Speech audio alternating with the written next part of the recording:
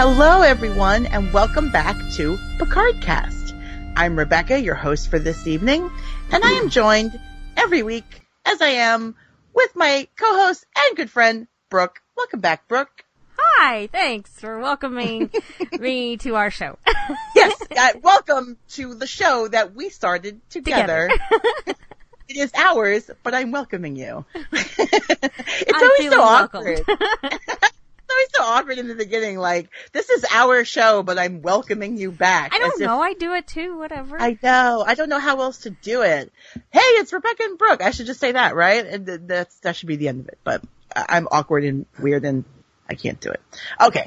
We have a guest this evening with us, as we often do. First time appearing on the Picardcast. We have Scott MacDonald from EurocultAV.com. Welcome to the show, Scott. Hey, Brooke. Hey, Rebecca. How you doing? Doing great. Nice to have you here with us. Good. So, it's your first time on the show. Happy to have you on, talk a little bit about Star Trek. First off, we'd love to know, how did you get into Star Trek? What was your first exposure? Oh, God. I'm 38, and this is at the point where I'm starting to just things are hazy. But, my Uncle Jerry doesn't realize how big of an influence he was on my existence, but he is, and maybe he'll listen to this, but I doubt it, but there's a possibility. My aunt would say, "Oh, your uncle is such a Trekkie." I'm like, "Well, what's a Trekkie?" Right? But he had tapes of all the old Star Trek movies. He had a few tapes of the original series, and I put them in their VCR and just kind of watched them. And I think they went over my head, but I loved the look of them, and I just remember being obsessed. And then when Next Generation was on, I remember my uncle would, no matter what we were doing, because he was the first, God, he would kill me if I said this, he was the first, antisocial adult nerd I've met, because, he's in computer science like me, he ended up being a vice president of a software company, right? And, if it was he'd have to socialize and at dinner parties, family events, but then he would stop to watch Star Trek or go into another room when it got too social, he was done socializing, and I'm like, it didn't occur to me what was going on at the time, but in retrospect, I get that. He'd go in and watch Next Generation, and I didn't want to, because he was kind of an angry type, cranky type. I won't say angry, but cranky, so I'd sneak in and I'd see the show and I'd see the big ships and, big effects for TV in the 80s. And, because I was born between Return of the Jedi and, I was born before Return of the Jedi, but I didn't really have a sci-fi reference point until I got a videotape of Star Wars. So this was just mind blowing. So yeah, I became a Trekkie that way. Very cool. Okay. Introduced by a family member, a common way that people get into Star Trek. Yeah. Although he doesn't know he introduced me. That's the caveat right there. Right. That's funny. Our show started out as a Picard recap show. Was Picard something that you watched at all? Of it? Immediately. Okay. Awesome. So if you had to give us some brief overall thought of the season, what did you think of Picard? Okay, here's the thing. Obviously, when we get to it, I picked an episode of Enterprise. Mm-hmm. I love Enterprise. There was backlash against Picard, and I'm like, what are you backlashing against? This is exactly how Next Generation should continue in 2019 or 2020, This year's been so long, I can't remember when anything happened. All right, so I'm watching this, and they're like, well, it was good until the end. I'm like, no, the ending was perfect. So what? It was Ghost in the Shell. It was great Ghost in the Shell.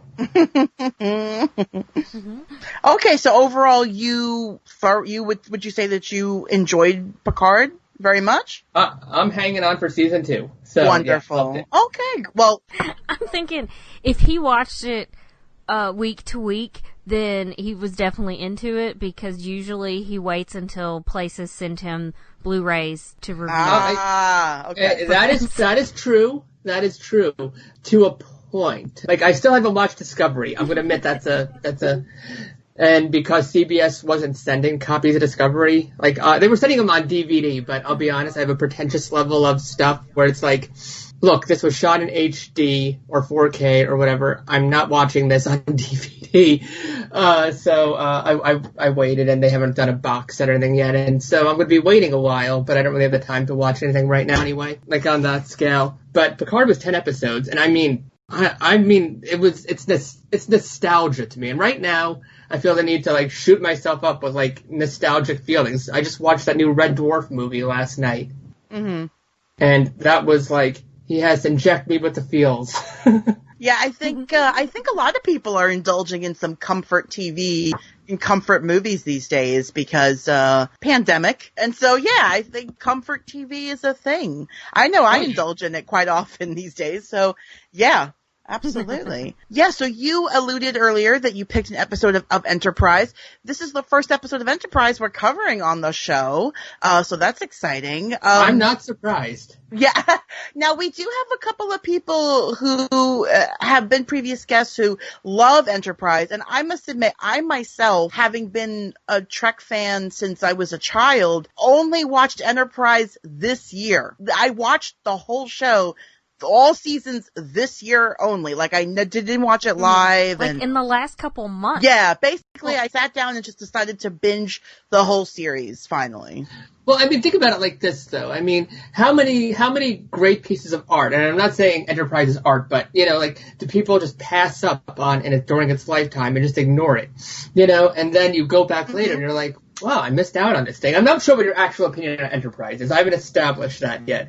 But, I mean, I didn't watch it when it aired because I was going to college at the time. I was taking night classes, and I didn't have time to, you know, get into episodic TV. And I knew that if it was a new Star Trek, I was going to sit there and watch it. And then, of course, everyone was backlashing against it. CBS, I just told Brooke this in a chat, sent me the Blu-ray of Season 3 on a whim. And I'm like, okay, I'll throw in an episode on. I heard this is terrible. Season 3 is like the best entry point for this series because... It is. I agree with that. It's like Seasons 1 and 2 of Next Generation are considered lesser Next Generation. You know, you ask people where to start with Next Generation, they're like, Season 3. And it's like that here. The only problem is the series got cut short. They could have gone 3 more seasons, and it could have been as legendary as Next Generation, but as they were getting their start, they stopped. Mm-hmm. Yeah, when Enterprise was airing live, I did try to watch it, and it didn't click for me. I didn't care for it, and so I did not watch it live. Over the years, I've tried several times to watch it, and it just couldn't do it. And then the year I just said, you know what? This is a big piece of Star Trek missing from my life here. I gotta watch it. So I watched it. I'm glad I did, so that I have sort of the whole picture. And also, too, covering this episode we're going to talk about tonight, I feel like having not watched any Enterprise, I would have probably been quite lost with some of these characters. Yeah, I mean, obviously. Yeah, we will delve right in. I will say, as a whole, I liked Enterprise. I think the biggest problem with it was some of the acting and the story arcs that they decided to pursue.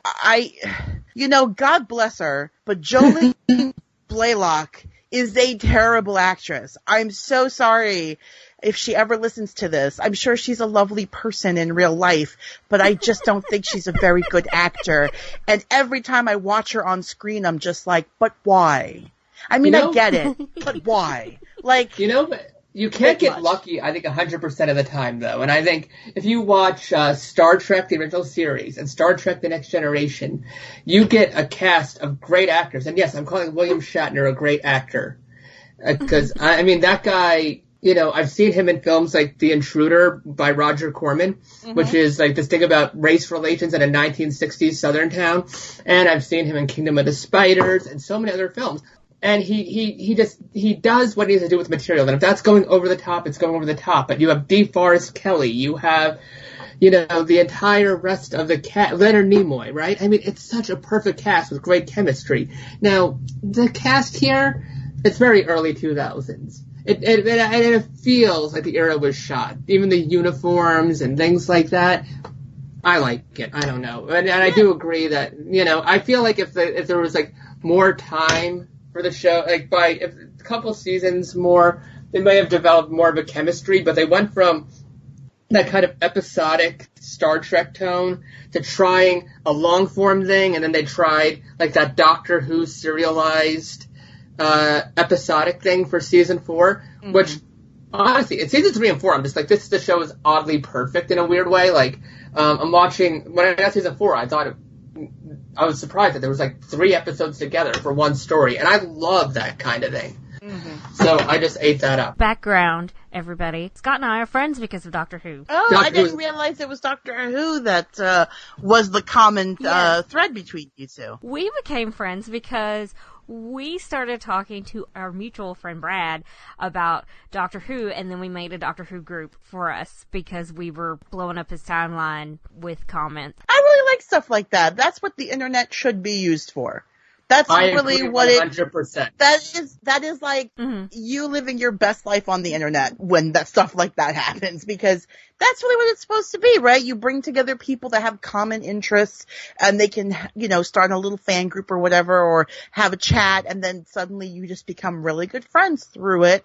And now here we are all together, the three of us, talking about the stuff that we love. And that's exactly. That's a positive thing. We need more positivity in the world, and I agree with that. Yes. Exactly. This episode, however, of Enterprise is not terribly positive, so sorry about that, everybody. But overall, I would say Star Trek is quite a positive show in general, so, we got that going for us. Tonight, we are talking about Star Trek Enterprise, Season 4, Episode 18, In a Mirror Darkly, Part 1. So this is a Mirror Universe episode. If you are a Star Trek fan, there's quite a few of these, but this was meant to be, it's a prequel, of course, to the original series. Here we are talking about, Mirror Universe once again. I personally love a good Mirror Universe story. I'm so glad you picked this. So we're going to just dive right in. This episode originally aired on April 22nd, 2005. It was directed by James L. Conway, who's done a lot of Star Trek directing, and he directed several Mirror Universe episodes of Deep Space Nine as well. There are several. It was an ongoing place that they would visit, It's funny because in the original series, it was like a fluke accident that they got there. Here, we're going to find out it was kind of like an accident. The Tholians opened up this portal. But in Deep Space Nine, it just kind of seemed to be like, like you were taking the subway to work. I'll go to the Mirror Universe. I'll see you at 5. Like, it was odd. But anyway, he directed a bunch of those. The 90s Star Trek shows tend to, Deep Space Nine, I would arguably say is my favorite Star Trek series. Okay. I like the darker tone. I like but the thing is, both Deep Space, well, not Deep Space Nine so much, but Voyager. You had the Borg, for example, which are basically the Cybermen, hipstered up. Yeah. And they were creepy in Next Generation, at least the first few appearances. And then it's like, how many times can we show the Borg in Voyager? And I like Voyager. I like it. But it's like, it's one of those situations where it's like, overexposure is not your friend.